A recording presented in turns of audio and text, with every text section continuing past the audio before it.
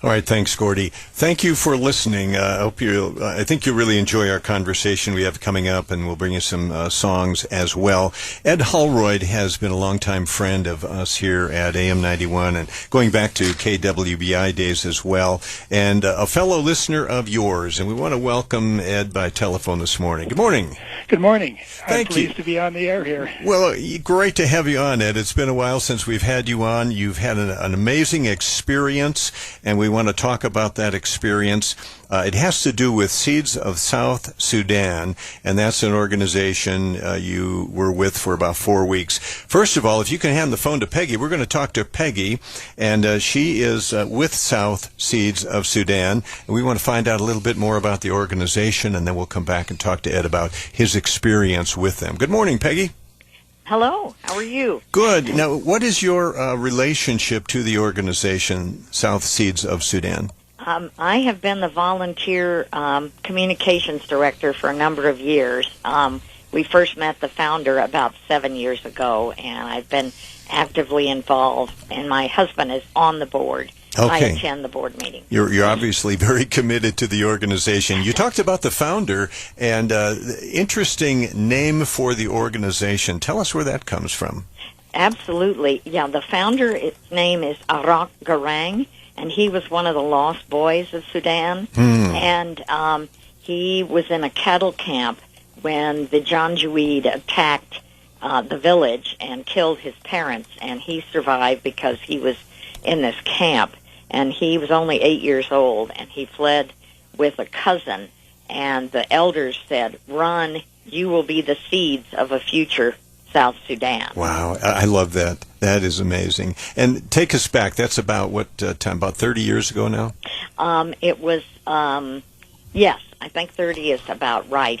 They came, Iraq was part of the air flight of 3,600 South Sudanese, mostly boys. They were called the Lost Boys of Sudan when George Bush was president. And they came to Denver, a group of them, and there's some all over the United States. And he finished high school, got his GED, got a college degree, and decided to found Seeds of South Sudan. Yeah, exciting history. Seeds of South Sudan. They would be the seeds. Explain that a little more. What was the vision there? So the vision was to have a peaceful South Sudan. The mission of Seeds is to educate refugee children to become seeds of change for South Sudan. And that's been going for how long now, this organization? 2009. Okay, so that's the amount of time that would show some results. What's a good story that you could tell briefly about what's happening to some of these people? Well, I can give you numbers, or I can talk about an individual. Yeah, talk about an individual to start with. Sure. The one of the young women that I had a chance to spend some time with is Yar Deng, and we have a video of her telling her story that will eventually be on the YouTube channel. When she came, she was in the refugee camp and was chosen for the Seeds program, and she could speak her native tongue of Dinka. They speak Kiswahili in the refugee camp, but the school at Roots Academy is mostly in English. And so she said, I was having to learn 2 languages at once. And in first grade, she was at the very bottom, and she got up extra early at this boarding school an hour before everyone else to really study. And she said, I wanted to be at the top. And by the end of first grade, she was at the top. Oh, that's awesome. And she's, there's more. They take a test, an exit exam in 8th grade, and out of over 1 million 8th graders, Yar was in the top 0.5%. Oh my goodness, they're doing a great job there. That's really amazing. And you said there's numbers too. Give us some numbers. Yes.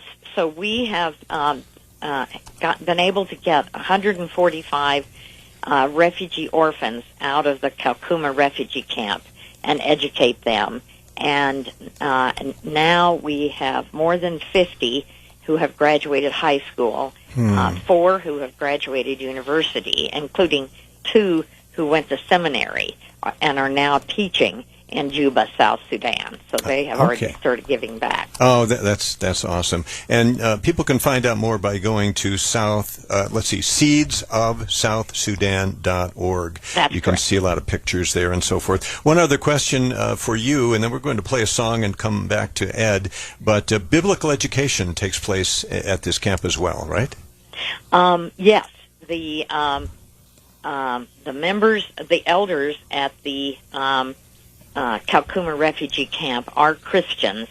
I know some of them are Presbyterian pastors. I'm not sure if they're all the same denomination, but they do. The children become Christians while they're still with the elders, and then at most of the schools in Kenya, they have Christian religious education. All sponsors get report cards, so I noticed our sponsor student always did very well in Christian religious education. Okay, that's exciting. Look, we're going to talk to Ed and his experience. He was involved with the organization Seeds of South Sudan. And Ed, well, I guess you were over there, 4 weeks? Yes, nearly 4 weeks. And what initially drew you to this organization or to South Sudan? Many years ago, the founder, Arok Garang, joined Arvada Covenant Church, and I met him there. And for over many years, that church was supporting his work and over there in Kenya. And so I had that experience, and then opportunity came for me to go over there and see the whole effort from the refugee camps all the way through the elementary and high school people and into the college people. And to meet some of these kids that had fled. Yes. Oh, wow, what an experience. What did you expect, and what did you find that might have been different or the same? In the refugee camp, it's been there for so many years that the living conditions were pretty much standardized. We did not get into any extreme poverty situations that were visible. They probably occurred there, but we were on the main streets in the refugee camp and did not see interior things like food preparations or latrines or water supply. So, we did not see everything, but what we did see was a fairly good experience for us. Yeah, that's great. And did you get to actually talk to some of the students? Yes, we did. Of course, they know Dinka and maybe a little bit of exposure to English, and so we did not talk with them that much. But some of those students who had graduated from high school, we talked with them definitely, and they had good command of English by the time we were talking to them. What's in their heart? What came across to you as to their commitment to their education and going back to Sudan? Everything is apparently going according to plan, that these kids, when they go to the elementary school, they are very hard workers. And we saw plaques on the wall of the boarding school indicating that many of these became the top students of the year, and according to the vote of the students. Did you get any feel for their goals? Anyone in particular that stood out to you as to what they want to do in their future? That is varying, and that came with their education. Up in the refugee camp, they only knew of a few possible job types of things to do, and so in some interviews they just mentioned those, but by the time of their education, now they're thinking big things and the whole range of possible employment opportunities, and they are training for that according to their talents. That's awesome. Some of them, I guess all of them have been there a long time. Is that right? Yes, they're in the refugee camp for a long time, and so they have great incentive for improving their lives. That's great. Being there a long time, any of them married? None of these kids are married. Okay. But that could be in their future. Yeah, right. Yeah, of course, they're all orphans. They have no support except by the community themselves. Okay. Now, what about volunteerism? I would imagine people could volunteer to certainly donate, but also go there and help in any way? Yes, we definitely are searching for donations to help these kids because they have nothing, and they're going to be the future leaders in South Sudan. But there is volunteer opportunities. Occasionally we send people over there to see what the situations are. They came back here. We can give interviews in the local churches and service organizations, and so the whole thing basically is run by volunteers here out of an Arvada base. Well, it's such an amazing story from the very beginning, these kids fleeing and now what's happening to them. I would imagine it would be a great presentation for any church or men's or women's organization.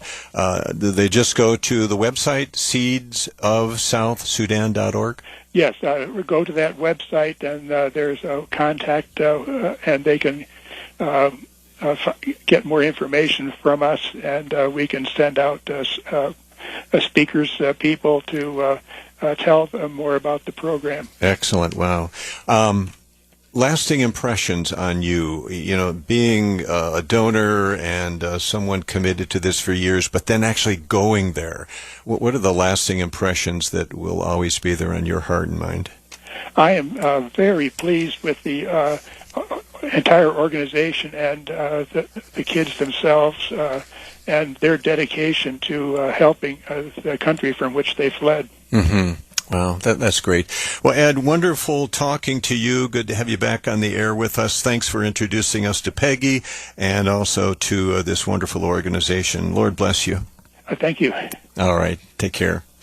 Wonderful. Good conversation with both Peggy and Ed. And a speaker. My goodness, if you're looking for a speaker for your organization, Absolutely. That would be really engaging, I'm sure. I'll say, and as you can tell, they have some very moving stories and reflections on what they have seen and assisted.